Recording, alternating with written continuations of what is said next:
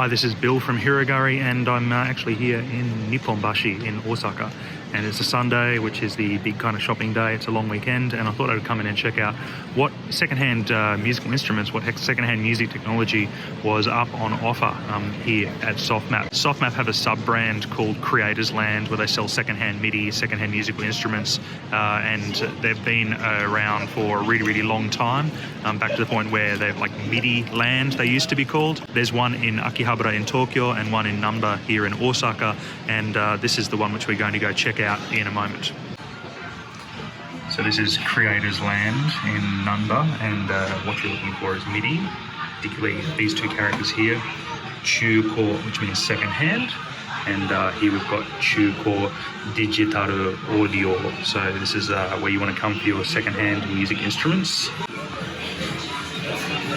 And there's a mix between new and old here. So here, all of these things here, these are all kind of new products, a lot of these. So the prices for new things are pretty similar to what they would be if you put it in exchange rate for your own country. This one here, this means that it's been advertised, the particular price has been advertised. So this is what you're looking for here, Chu Corbin, which is second hand. And let's have a look at what some of the things here mean. So this one here is the warranty. So there's no warranty on this one, provided on this one. And this one here is there an instruction manual? Yes, there is. And this one is there a case? And yes, there is a case. So let's have a look at what some of the second-hand things are here. Okay, so we've got a bit of a selection here. Not as much as they usually do because there's a bit of renovation going on. So we'll start over here. So any of these kind of things here, you get a warranty on them, but if you're traveling in and out of the country, that doesn't necessarily help you. The thing that's that you want to look at here is this is the condition of the goods. And you might find the easiest way to do the condition of the goods is to just grab Google Translate. Load it up into Google Translator, and then I swing over here. That's kind of helpful. So this gives you everything that you need, excluding the warranty, etc. So if you come over here and have a look here, here's a Volca sample for a little bit less than retail. Looks to be in pretty good nick.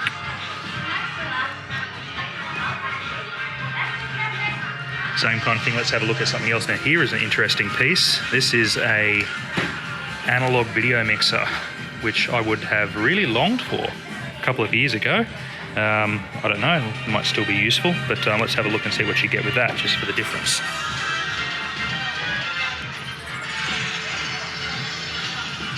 Okay, so you start to get an idea that if you can't speak Japanese or you can't read Japanese, then this is still kind of useful.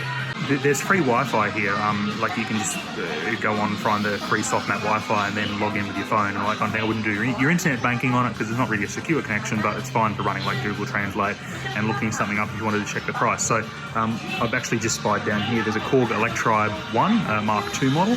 So let's have a look and see what we can find out about that. And so it's actually plugged in, so we can actually run a bit of sound off it, which is pretty cool. Kind of on this bottom shelf, so you can't see all of the controls, but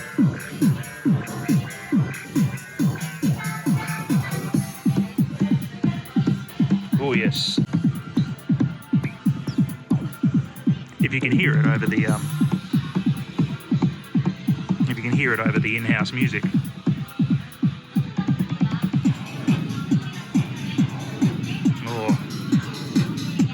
This reminds me of my old MC303 Groovebox, but, you know, not crap. Oh, okay, so let's have a look at the condition. So we can actually have a play with it. All right, so let's have a look here. So it's got the instruction book, and it's got the AC adapter that comes with it, which doesn't help me because I have to bin it because I go back to Australia anyway. Now, this is what you want to have a look at down here. It has a 1-month warranty. It doesn't help you if you're going to be flying out of the country in a few days, but, you know, it's just a second-hand thing, and you're probably better than what you get off eBay. Now, this price here, this is the tax-free price, which is helpful if you are here on a temporary visa. If you're here on a 90-day landing visa, this is the price that you can get with duty-free. This is the price that would be including tax. So if you're a resident in Japan or you're here like as an English teacher or something like that, this is the price that you would have to pay. The good thing is that it is a tax-free shop, which is very, very helpful. So, you know, all you need is your passport and you can get this for tax-free. Now, Let's have a look and see, is this actually a good price? So they're looking at $14,980, so $150 roughly. If you're going 1 yen into $1, let's have a quick check. All right, okay, so for me, first thing I'm gonna do is I'm just gonna check this out, 14,980 in AUD, and it's coming to 198.29 Australian dollars, so roughly 200 Australian dollars. Okay, so I'm gonna go back to this other tab that I pulled up earlier, which is Korg Electribe.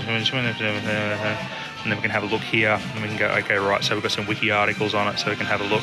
So it's saying here that the price is $300 to $320, and I'm guessing that's American pricing.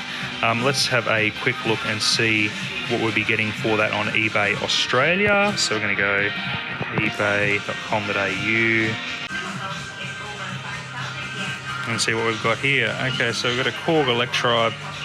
So this is selling for $440 overseas plus $84 postage. So this is still a better deal to buy this here. An AC adapter, blah, blah, blah, blah, blah. So $320, someone's selling it for $320 in Australia. So if you could get this for 14,980 yen, which is $200, that's still a pretty good deal. See, even here, it's pre-listed as a Japanese price. It's pre-listed for $282.39, which means someone has listed on eBay at probably around Nima yen or 20,000 yen. So this is still a very good price. And you actually can try it out and test it and see whether or not the things are working. I might have a think about that one, come back to it, but I do want to point out that they don't just have second-hand stuff here, they also have new stuff, and sometimes they have things which you can't get in your own country, or the price here might actually be better once you factor in the duty-free and the exchange rate. I think the most important thing to think about is to always factor in the exchange rate, and secondly, factor in the warranty that you're going to get for it. The third thing I'd probably think about as well is that, like, you can probably buy a lot of stuff really cheap and ship it back, but you want to have a relationship with like a local retailer as well, because those are they'll often do prices for you that are the same anyway on new kit. But let's just have a look over here. I can see they've got the second-hand keyboard section, which I'm definitely never buying anything from because well, the shipping would be crazy. But let's have a look. It's all these studio monitors here, and brand new Volkers, which is a rabbit hole that I'm not prepared to go down just yet. And here we have some second-hand axe, Roland axe, iRigs. I mean, some of these are things where it's kind of like going, like Go Keys, which is just a portable keyboard which you can throw in a backpack. But I mean, you got over here, you got Electro 5D, Electro 4. Stage pianos. Let's have a quick squiz and see what those are worth. Okay, all right, so let's just have a look back here. So we're at 109,800 JPY in AUD, and it's coming up at just below 1,500. And they've got this one listed here. Someone wanted to pre-sell theirs for $3,150, so that's better than half price if you were to buy it here. Obviously, you then have to get it back and consider your extra luggage and all of those kind of things. But it's just something to think about. So I'm a fan of the kind of these mini keyboards to buy, because they can fit in a suitcase. They don't weigh too much and you can bring them back. So I bought my Korg Micro X, I bought my Alesis Micron, and I also bought my Korg MS 2000 rack, all from shops like this. And you get them duty free, and it's a really, really good deal. It's also really good if you're looking for something that's a little bit old. So this basically it says that it hasn't been tested, so there's no warranty applicable to it. It doesn't have any manual or anything like that, but it's about $30 worth probably in Australia, even less.